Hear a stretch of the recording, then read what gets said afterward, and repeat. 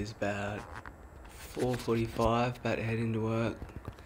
It's Friday the 13th. Like getting up this time as well, just because you know you've got to jump on everyone. Not smart enough to get up at the same time as everyone else. So let's go. Fucking cold.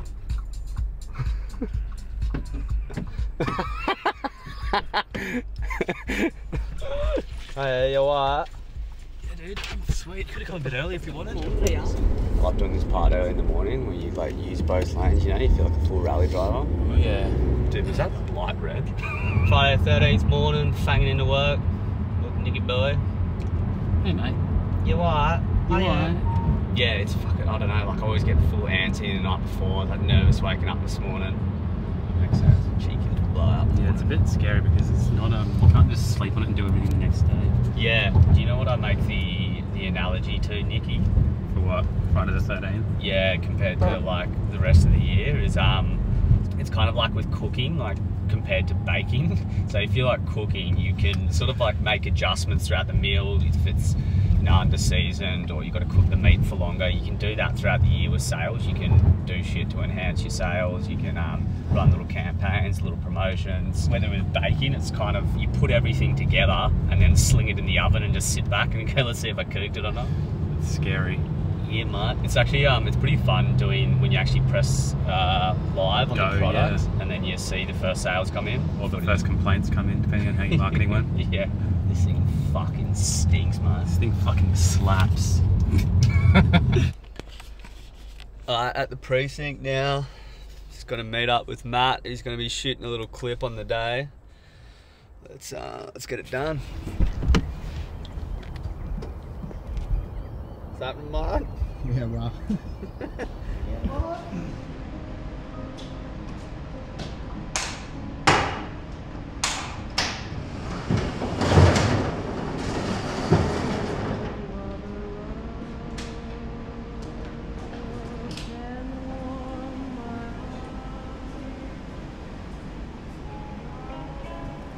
Alright, so usually we'll have a tray of rings finished from the day before, but seeing as our jewelers are outside the studio now, where we pick up in the morning and now we're just going to QC them. So first thing we're looking for when you QC is obviously just checking the size.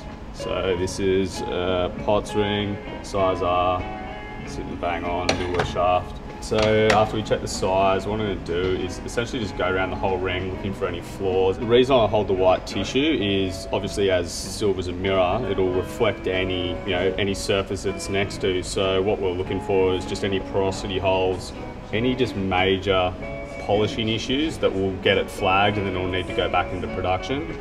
You can see there, now that it's sitting on the white, it reflects all the detail a lot better than if I was just trying to do it like that. This part of the process has probably been the hardest part of the process that I've been able to cut the umbilical cord on. I can't really even imagine me shoveling this off to anyone else. So I still QC every single ring. This one's actually, you can see, has got some emery lines still, so I'm probably gonna flag this one. Just needs to get a quick, easy final polish. It's not a major thing, and most customers are not even going to pick up on it, but if I start discounting myself at all with quality performance, that's when the brand starts to slip. So I always been pretty staunch in this area. It'll be the last thing to go.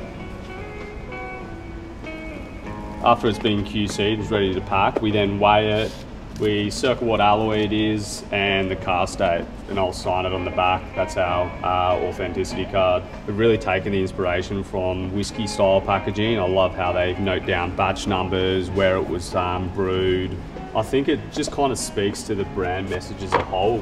It gives the ring a defined age and a purpose. Want to be able to tell people at that certain moment it was just their ring under the spotlight, and that final scribble, that final sign on the back of the box is tying the bow in the finished product. Kind of like that sound there.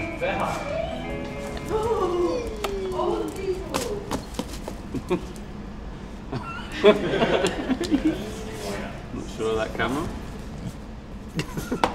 What's that? I think the reason why it's a bit more of an anxious release is that throughout the year you can pivot and move and try new campaigns and promotions if like sales aren't, you know, churning the way you'd want to. With this, it's kind of like everything's done 6 weeks leading up to it. Set as active. So you're just hoping that all the assumptions and hypotheses you made leading in to the launch are going to execute on the day. Make Linktree live. Alright, we're on. Lyndon, 2 in. Daniel Bogossian and Lyndon Pollard in first at 9:31. I think it's like that lack of control as of, 2 minutes. Everything's done. You chuck everything in the pot and you sling it in the oven and you pretty much just sit back going like, alright, let's see how this goes.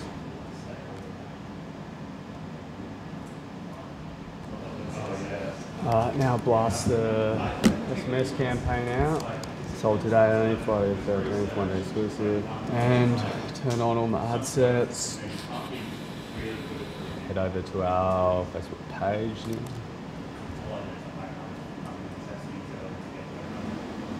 I don't know why the fuck this is not letting me. Fuck, is so annoying. They're not letting me add a shop now button, so I'm just having to use a URL link, which is a bit cumbersome, but it's gonna have to do. What the fuck? After this countdown ends, it's saying the giveaway's expired, which is pretty misleading, so I'm trying to just see a way that we can get rid of that. It's here now, which is fine, but I don't want people landing on the homepage thinking that's an issue. You have to sit it like that. Take that one off. That should fix it. Yeah, sweet. Fucking stressful. Sweet, looks like it's all working alright. Check my little to-do. IG, Assets Live, LinkedIn Live, Facebook post. So, sit back now, get to IG, start building a bit of froth, get some lips moving. People posting about getting it on your Michael, mate. Got the sickest community, I just love how much people are chomping at the bit. You always think that you may have not generated enough froth coming on in. You're like, fuck, are people even going to give a shit? And then you check out the site, we had like 500 people loitering on the site waiting for it to come out. Love it.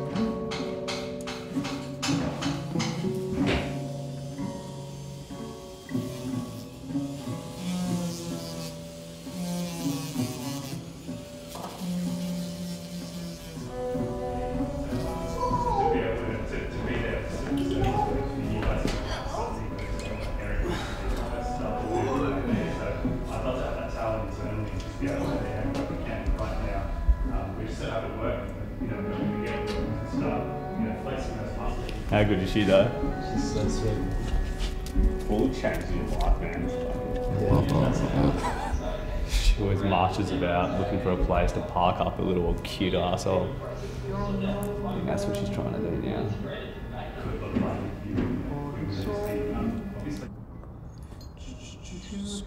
Castings will come in from our casting house. It's coming in like this. They'll have a batch number on them. We'll match them up with a batch number. So it's like 2G, that's it. This is 2G batch. And it's kind of, this is our first stage of QC essentially as well. So we'll check for any casting errors and size issues and just making sure the design's right. Usually what we would have is this would be getting done in the morning and going straight into production, but just because now with COVID, our senior jewelers are all out of studio right now, so everything needs to get prepped in the studio and then shipped out to them. It's fucking annoying. So after this stage, they'll be essentially categorized into stone settings, signets, just whatever style of ring it is and where it needs to go. Prep them as much as possible in studio, remove the sprues, outside emery, prepare them for setting, then they'll get batched up for both the jewelers and then slung off to out of studio now. Bit of a shit fight, it definitely isn't good for on the efficiency side, but you know, what can you do? So for example, these are going to go into your early stage production now. They're going to get sprues removed, insides done. This is a tray that has had all of the pre-prep done. So we're going to have to bag these up, send them off to our other jewelers, and then they'll come back, finished, ready to ship. I sort of, these are all my fucking notes, dude. What's that? These are all my notes. Fuck, I never used to cut the notes. So this is honestly like 20 meters of just fucking like aggressive illegal ramblings. It's not even business related. Just drawings of my mum with a cross through her head. Oh, actually, that's the display case promotion. The first time I came up with that. Yeah, that's what I thought. and the Good Better campaign. Destination.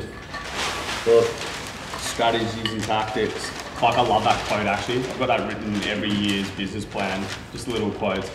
Your objective is what you're betting will happen if your strategy works. So your strategies. Just Val's oh no, mate. I write heaps of shit on my hands always. Little reminders and things. I make sure you blink if your eyes are dry. Make sure you continue to breathe. But I always start getting wet, go to the toilet. yeah. That was honestly the first ever collab we ever did. So that's what they do. So you carve that out of wax. It was hell funny though, because when I sent it to them, they recommended a few changes. I'm like, oh, I was like fucking 100 hours of carving. But yeah, so this is the mold. So it goes in like that, and then they wax inject into there. They go, and then you open it up, and there'll be a little wax. That was literally like our first mold we did.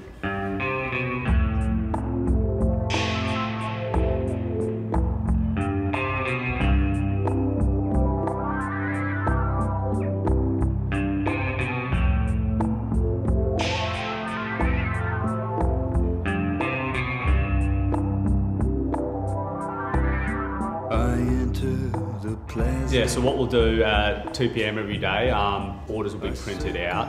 Any orders that are must ship that day, they'll get categorised, put into production to get their final polish and shipped. Orders will be segmented out based on stock orders, custom orders. The QR code will be scanned. That'll tell us what stage of the process it's in. So that'll right now to say that it's now been processed and it's ready to go off to casting. When it comes back in from casting, those same QR codes get scanned. When they go into production, they get scanned again. When it comes to dispatch every day, the box will go into a padded bag with a production QR code where people can see the process, a couple of ring sizes, and then one of the Cooker House newspapers. Then we ship it off. Nick, that's a 24-hour hit out. One day exclusive. Yep. What do you reckon? Pretty good. You reckon?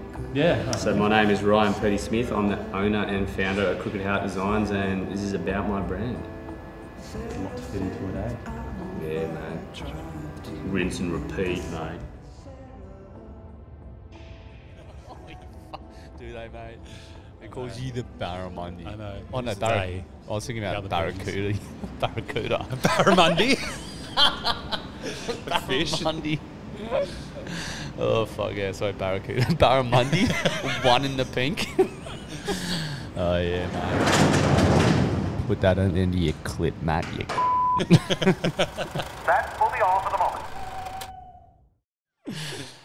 That's some good content that you missed out on today. No, he's not missing out. I didn't send him this. Yeah, but they could have got some video footage of you. Oh yeah. So what do you reckon of today, mate? To be honest, I had no involvement in anything you did, so I've got no idea what happened, but the parts I remember were great. The annoying thing was today I was kind of like, I wanted to sort of explain the process, like how I sort of wanted to portray how structured Crooked How it is. Like for our size, we have, world-class processes, I think, and just even like how tight it runs, and probably drive everyone mad here, but on a daily basis, like those time marks that we're hitting every day, that, that like 5 to 8, when Steve's in, I'm going through the head jeweler with prepping the orders, plucking out any things. If there's any resizes or order alterations, they're getting plucked out, they're going to flow. Then Steve is divvying up those orders, and that's all by a certain time. He gets his repolishes before 10, and he gets the repolishes me at 10:30. They're getting bagged up and in goes on dispatch. It's kind of annoying because like I sort of wanted this day to like show how structured Crooked How it is, and I chose the most unstructured day. Because like Friday 13th. Yeah, it throws everything into a shambles, and plus... Why were you trying to show both those things in one clip? Yeah, I don't know. That's two separate things that you could show. I think that's probably right. Like, and that's what sort of Matt was saying. He was just like, we didn't really need to be showing that. But I don't know. And this is all on me. Like I'm the talent in it. I just don't feel like I did Crooked How it justice in the clip of what I said. And probably people aren't going to. There's a whole thing, like a message that you're trying to get across, but I don't think people are going to necessarily, they're not going to see exactly what you were trying to get across. They're not going to watch that and go, oh, I can see he was trying to tell too now.